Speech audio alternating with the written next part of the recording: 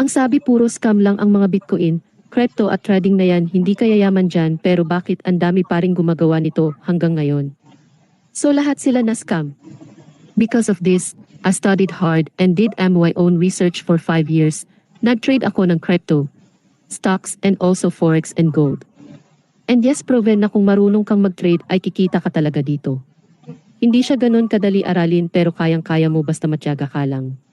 Para din siyang subject sa school na kailangan mo pag-aralan ng mabuti at i-practice para matuto ka talaga at kumita. Ang pinaka nagustuhan ko sa trading ay wala kang boss at hawak mo oras mo kung kailan mo gusto, anytime pwede mo siya gawin.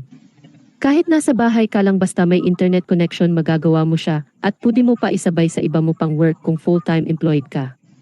Ang ganda, di ba? Huwag ka lang papaskam sa mga nag-aalok ng investment or pera para sa investment.